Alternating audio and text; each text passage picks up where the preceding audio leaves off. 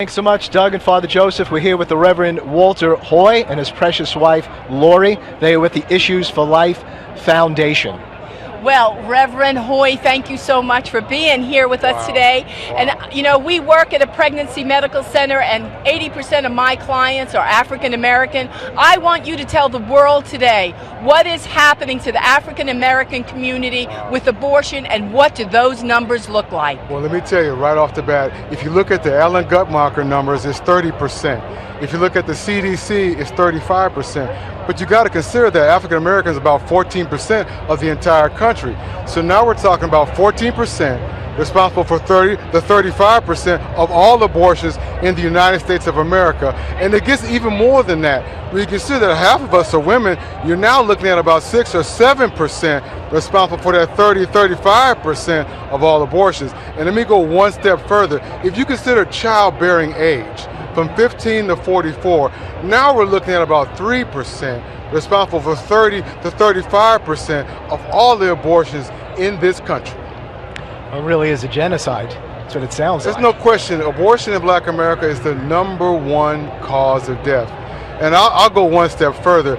If you take a look at the latest census, Black Americans are no longer replacing themselves. Right. The replacement rate is 2.1 per child, per people group, per culture.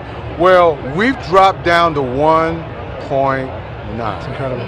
My goodness. Lori, how is this happening? Do you think this is a targeted thing? How is this happening?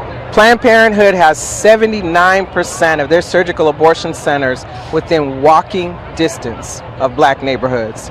They place their abortion centers based on the minority population of a neighborhood. In fact, they had a big deal in Florida where they actually had the nerve to put out a press release that they were going to this particular neighborhood because of the Latino community.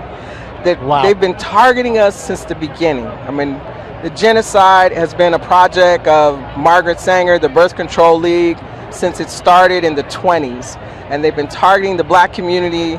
They've been using Black pastors to spread the lies of planning your family and killing your children as a way to achieve the American dream. And it's the destruction of our people.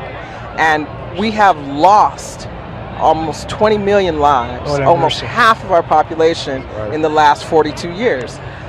Lori, Reverend Hoye, you know, I could remember when abortion was just beginning, and I could remember a number of African American ministers, Jesse Jackson included, that really strongly opposed abortion. And we look today, what's taking place? Why a transition towards abortion with some of the civil rights leaders? Well, with the numbers being so high in our community, you got to understand that many of our leadership is post-abortive. Right. You know, the men are post-abortive as well. And so this is something very deep within that they're wrestling with. We know that morally, biblically, it's all wrong. There's no justification for it. We know where the right side of the line is. But when you're wrestling with that post-abortive depression, that pain within your heart. And so what we're trying to do is build up resources to help meet that need.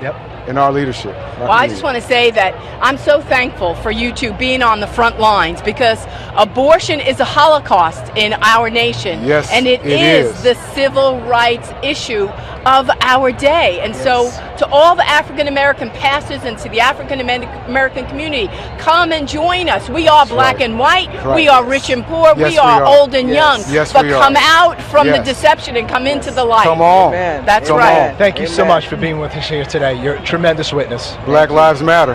Black Lives Matter. Black Lives Matter. Back to you, Doug and Father Joseph.